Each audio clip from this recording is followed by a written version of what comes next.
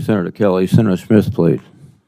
Thank you, Mr. Chairman. General Houck, having the CCP think twice before they mess with our critical infrastructure or steal government officials' emails is extremely important, given the fact that they're only going to continue to better their cyber operations and capabilities.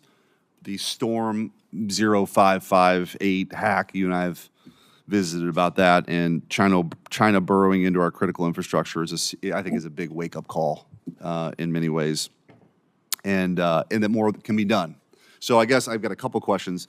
The first, how are you thinking about strengthening Cybercom's ability to really put fear in the heart of China as you put your team together in Cybercom 2.0? I think that's a very important aspect of this as a sort of a deterrence here. How are you thinking about that?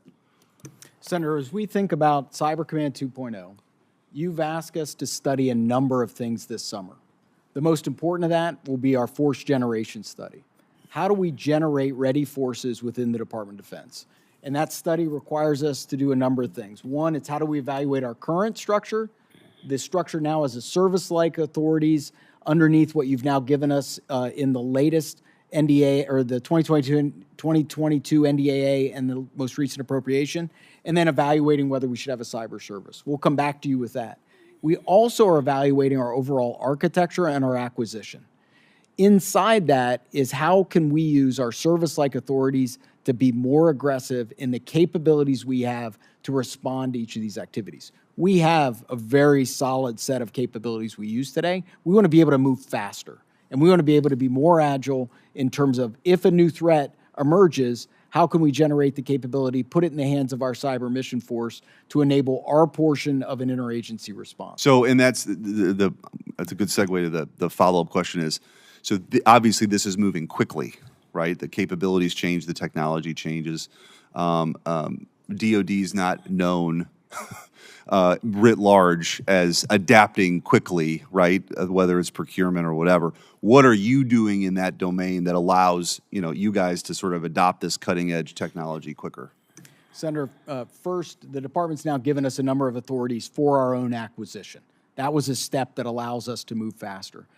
When I first took over command, I met with each of the program offices that are providing capability to U.S. Cyber Command. I saw each of them as really having an agile opportunity because we deal in software. We are not building large iron, we're building code. And so we have the right program office structure to move faster.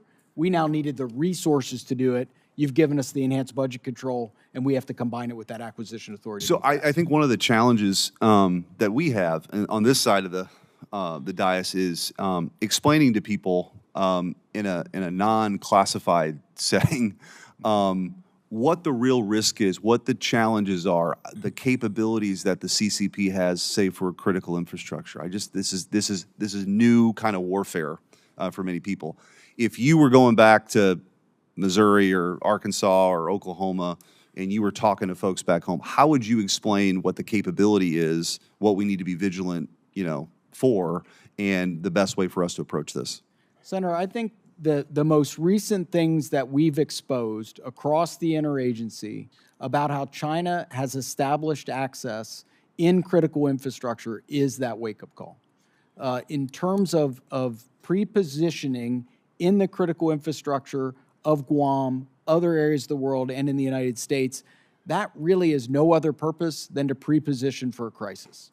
And I think from our perspective, we want to be able to communicate that in as clear of language as possible, and also in highly technical language that industry can leverage and be able to then pursue and root them out of that at every step along the way.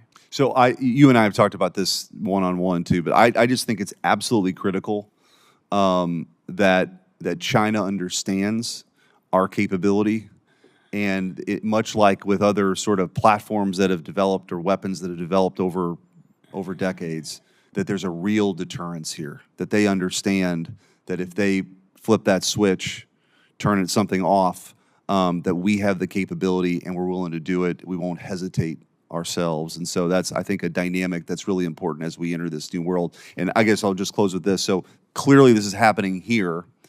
We've got a lot of newer partnerships, established partnerships in the Indo-Pacific.